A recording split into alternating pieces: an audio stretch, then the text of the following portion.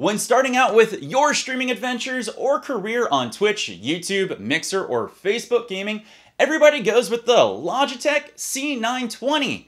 But what if I told you there was something bigger and better and more importantly, cheaper out there? Well, allow me to introduce you to the Vitade 960a web camera that's aiming right for the Logitech C920. Let's go.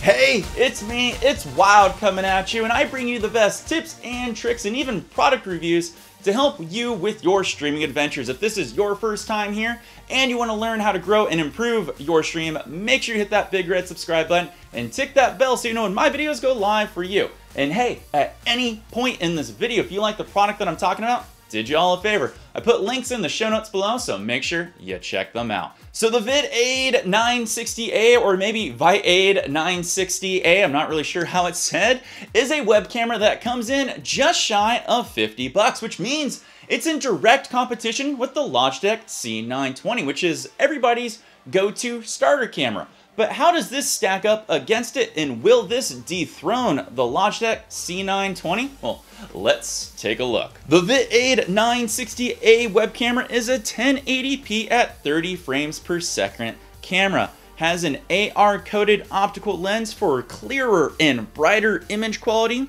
wide viewing angle without any added distortion, has a rotating camera head, great for picking up additional angles when you stream, has a close focal length of 7 centimeters to infinity, which means it can keep focus at extreme close distances, and an on-board camera ring light. And there you go, it's a basic web camera to get you started on your streaming adventures. But how does it look? I thought you'd never ask. And here you go, this is the image quality you get right out of the box for the 960a web camera. Now it's shooting at 1080 at 30 frames per second. And the first thing that you probably notice is how bright and how white the image naturally is. And that's because the color space and color science of this camera naturally add more white and naturally bring up the entire levels across the brightness for this camera. Now, if there's one thing this camera really excels at is working within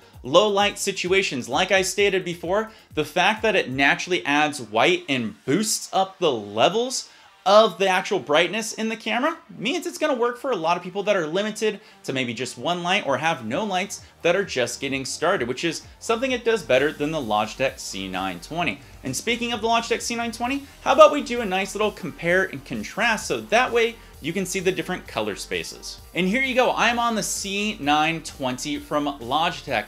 And again, I am going to make no adjustments to the camera.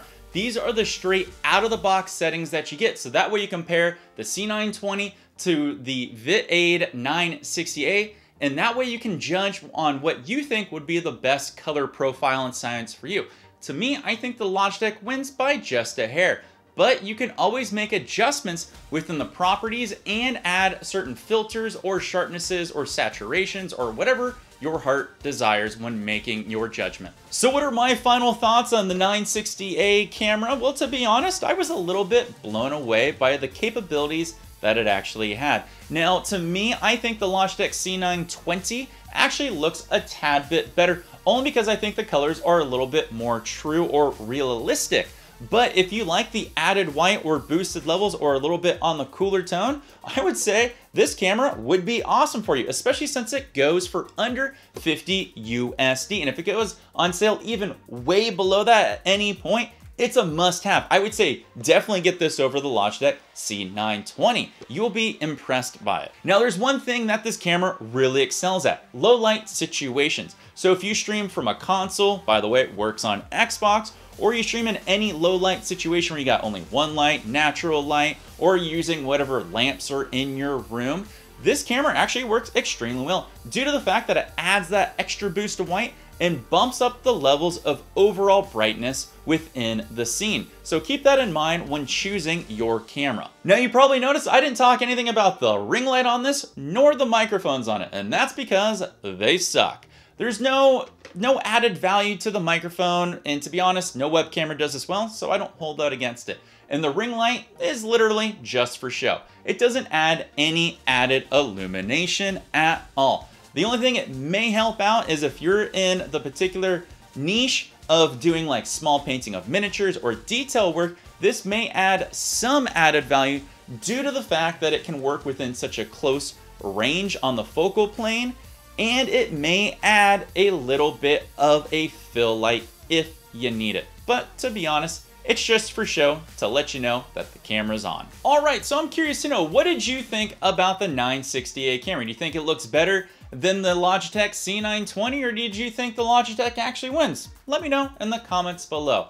If you still struggle on what to pick for your beginning camera, if you're getting into Twitch streaming or Mixer streaming, you know, I've done a video on an awesome camera that I think you should take a look at. I'm gonna put it up here. It's the AverMedia Cam 313. May be a good suggested camera for you to start with if you're not interested in the Logitech C920 or 960a. Once again, my name's Wild, and I will see you all in my next stream support video coming out real soon. Take care all, and peace!